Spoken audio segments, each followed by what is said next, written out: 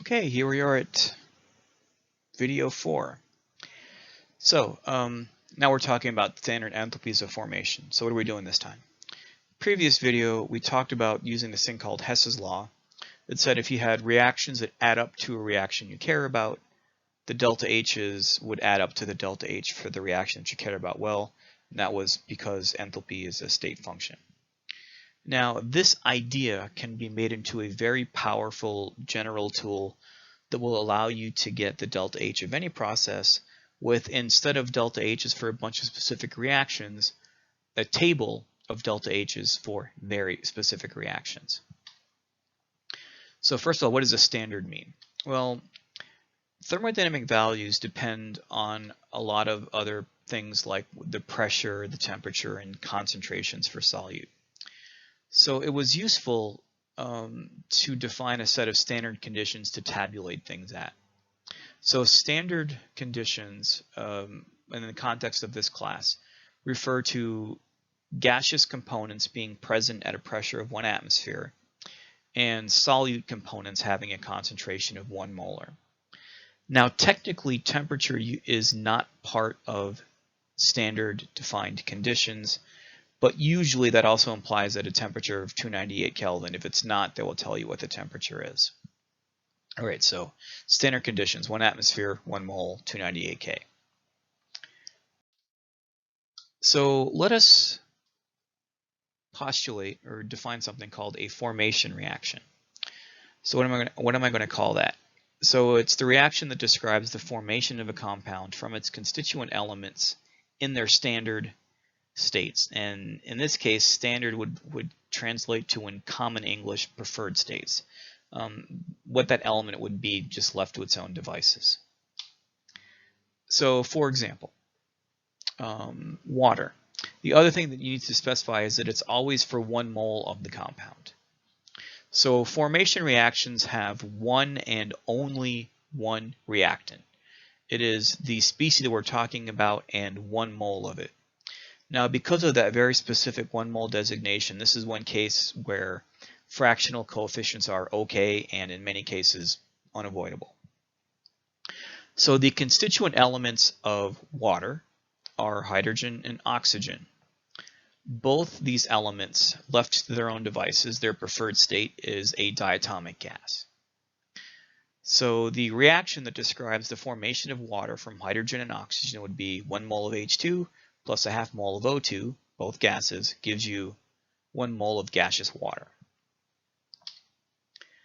Now, the enthalpy change associated with that specific reaction is referred to as the enthalpy of formation, or more specifically, the standard enthalpy of formation for that particular compound, in this case, gaseous water.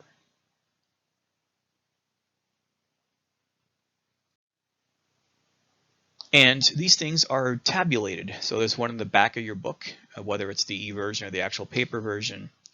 And you would see something where the standard enthalpy of formation of gaseous water is negative 241.8 kilojoules per mole. This little degree sign here means standard conditions.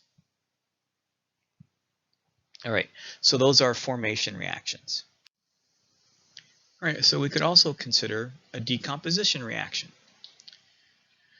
So this is basically the opposite of the formation reactions we just defined. So it describes the decomposition of a compound into its constituent elements in their standard preferred states. So for example, the decomposition reaction for liquid water would be this one right here. And so we've got liquid water decomposing into 1 mole of H2 and a half mole of O2. And the standard enthalpy of decomposition would just, for liquid water, for example, would just be the delta H that goes with this reaction right here.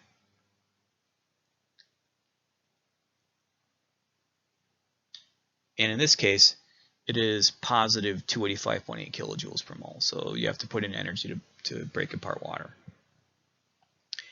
All right, now let's see if we can't make something interesting if we put these two together. So consider a generic reaction. What about transforming from liquid water to gaseous water? Evaporation or boiling, whatever you want to call it. what is the enthalpy change associated with that? Well, think about what we did in the previous video. We had a bunch of reactions that added up to one that we cared about, in this case, the vaporization of water. So what if and it turns out that you can hypothetically break down any reaction into two steps: the decomposition of the reactants into their elements. In this case, take liquid water, break it down into 1 mole of liquid water, breaks down into a mole of hydrogen gas and a half mole of oxygen gas. And that would be the enthalpy of decomposition is positive 285.8 kilojoules per mole. And then take those elements and form the products from that. So take H2 and the half mole of O2 and you get gaseous water. And we know from our table that this is the formation reaction for gaseous water, and has a delta H of negative 241.8 kilojoules per mole. But what do these two reactions add up to? Well, hopefully you see where this is going. The H2 gas cancels out, the 1/2 mole of O2 gas cancels out, and you just have, so the overall, and you've got this reaction, liquid water and gaseous water. So the enthalpy, the standard enthalpy change for this reaction, liquid water going to gaseous water, evaporation, is equal to the decomposition reaction, or the enthalpy of decomposition of liquid water, plus the enthalpy of formation of gaseous water, plus 285 plus negative 241.8, giving you a total of positive 44.1 kilojoules per mole. So if you want to vaporize liquid water at 25 degrees Celsius, you have to put in 44 kilojoules per mole.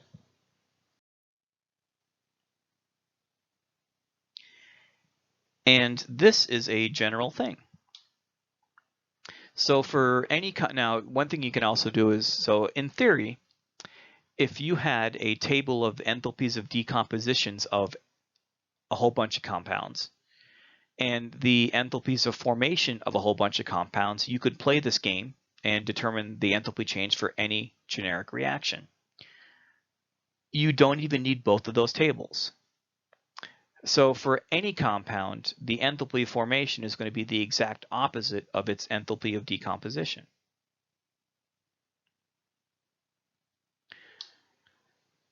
So we could say here that the enthalpy change of this reaction here is equal to the enthalpy change, or the standard enthalpy of formation of gaseous water minus the standard enthalpy of formation of the liquid water.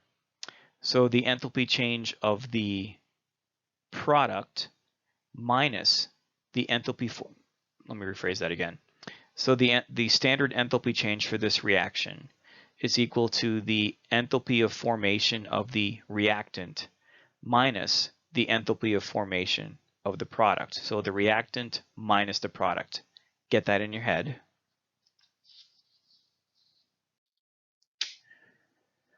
So if you have a table of the standard enthalpy of formations, and now your knowledge of Hess's law, you can determine the standard enthalpy change for any reaction as long as its components are in your table. In general, so keep in your head that the enthalpy change of the reaction is equal to the standard enthalpies of formation of the products minus those of the reactants. Now, it looks like this.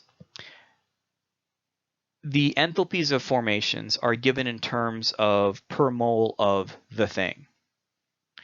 So depending on the stoichiometry of your reaction, those standard enthalpies of formation need to be multiplied by their coefficients in the balanced chemical equation. And this sigma just means, serial sum. So add up the enthalpies of formations of all the products times their coefficients. Subtract the enthalpies of formation of all the reactants times their coefficients. And that's pretty much it. So let's do one. So the combustion of propane. So you've got C3H8 plus 5O2 gives you 3 carbon dioxide gas and 4 gaseous waters. So this figure here kind of tells you on an energy or enthalpy scale where things are. So you take the reactants and you have converted them to the elements. So graphite and hydrogen gas, oxygen gas. And then here they're doing the formation of the product stepwise. So first you're forming the carbon dioxide from carbon and oxygen. Here you're forming the water from hydrogen and oxygen, and in the end you get carbon dioxide and water. So what's delta H for this process? So you would look at things in the back of the book, and you would find that the enthalpy of formation for propane is this. For oxygen, it is this. Now the standard enthalpy of formation of any element in its preferred state is by definition 0. Think about that and why that might be. And you would see these numbers for CO2 and water. A couple of things. I'm not going to have you memorize any of these except for that the elements by themselves are always 0. That is key.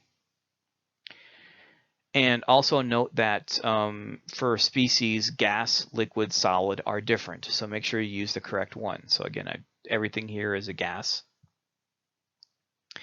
So all you do is you would take the enthalpies of formation of the two products, carbon dioxide and water, multiply them by their coefficients, and subtract the enthalpies of formations of the reactants, multiplied by their coefficients.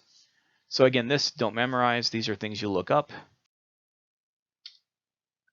And you would get this.